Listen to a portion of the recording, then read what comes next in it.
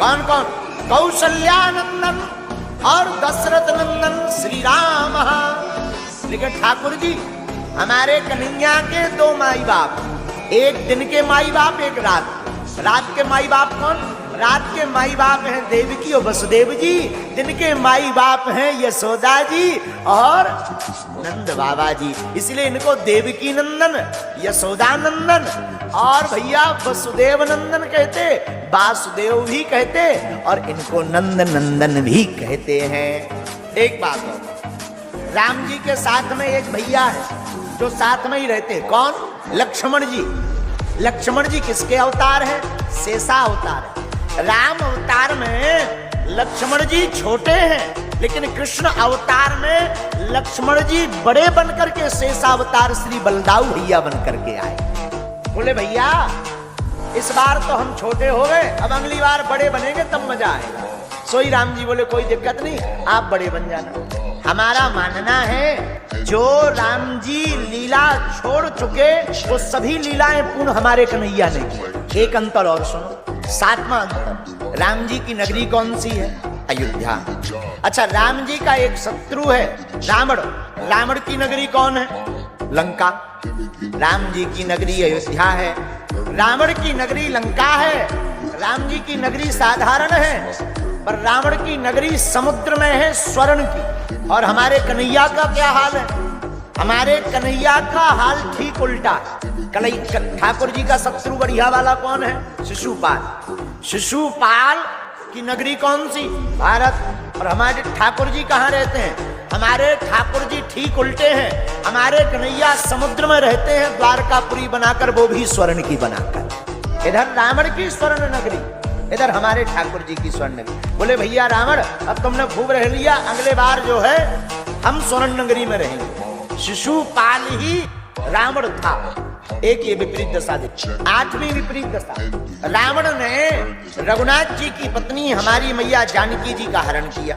भगवान बोले कोई बात नहीं, कर लो, अगले जन्म में हम देखेंगे। तो जब द्वापर युग आया वही रावण शिशुपाल बना। तो शिशुपाल का विवाह होना था रुक्मणी जी के साथ, सोई हमारे कन्हैया ने रुक्मणी जी का हरण कर लिया। बोले भैया अब हिसाब किताब बराबर, बहुत हो गया। पिछली बार तुमने हरण कर लिया था हमारी देवी जी को, अभी बार तुम्हारी लोग आई हो वाली नहीं बच रही। हिसाब किताब मामला देखो भाई, भगवान कर्जा वर्जा किसी का नहीं रखते। बोलो सीताराम। अब नौवीं बात सुनो, राम अवतार में राम जी प्रकट भय कितने बजे? 12 बजे प्रकट भय। लेकिन 12 बजे प्रकट भय तो राम जी अवतार लेते ही रो रहे हैं, पर दशरथ जी बड़े हंस रहे हैं। राम जी बोले कोई बात नहीं, आप हंस रहे सो कोई दिक्कत नहीं, पर अगले अवतार में हम इसका भी बदला ले लेंगे। और आप कृष्ण अवतार पढ़िएगा तो वही दशरथ जी देवकी वसुदेव बने हैं, तो ये रो रहे हैं और भगवान मुस्कुराते हुए गोकुल चले गए हैं। इतना ही नहीं, अब 10वां कारण भी जरा सुनो। हमने 10वां कारण भी निकाला। हमारे रघुनाथ जी कैसे? माता पिता के प्रति हमारे रघुनाथ जी बड़े समर्पित हैं। राम जी माता पिता के प्रति इतने समर्पित हैं कि माता पिता को प्रणाम करते हैं, माता पिता की आज्ञा मानते हैं। लेकिन हमारे ठाकुर जी कैसे हैं? ठीक उल्टे। भगवान प्रकट भय जेल खाने में सीधे कह रहे कि सुनो हमको गोकुल रखे आओ। उधर माता की आज्ञा राम जी मान रहे, इधर कन्हैया प्रकट होते ही आज्ञा दे रहे। राम अवतार में रघुनाथ जी बोले देखो इस बार हमने आपकी आज्ञा मान ली, पर अगली बार आपको हमारी माननी पड़ी। 11वां विपरीत परिस्थिति सुन। राम जी 14 वर्ष माता पिता की बात मान करके वन को गए।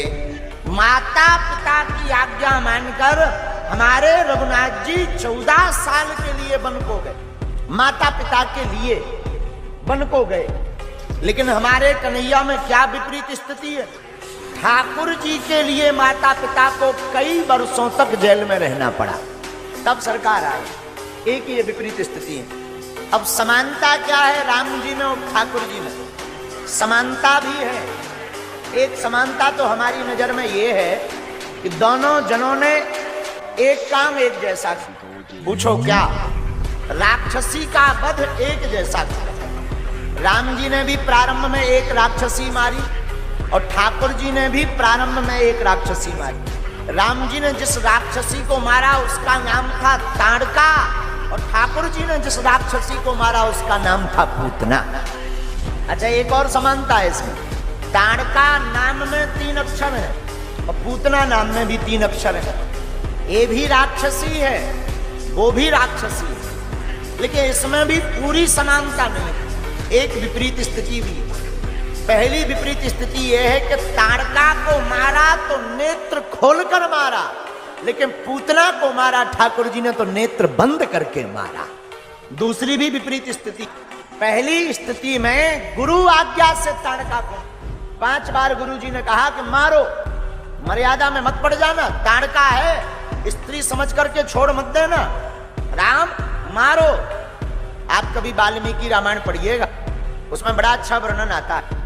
जब 5 बार गुरुदेव ने आज्ञा दी तो भगवान ने सोचा कि देखो गुरुजी की तो बड़ी ललक है कि हम ताड़का मौसी को मार दें, चाची ताड़का को मार, क्या करें, अब वो तो दिखाई नहीं पड़ रही।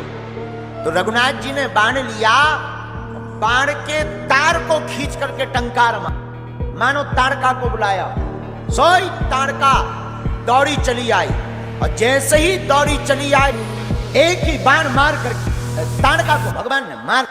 एक समानता यह है, यहां गुरु की आज्ञा से राम जी ने ताड़का को मारा, लेकिन वहां भगवान कृष्ण ने किसी की आज्ञा नहीं ली, अपनी इच्छा से मौसी पूतना का वध किया है। राम जी में भगवान कृष्ण में यही अंतर।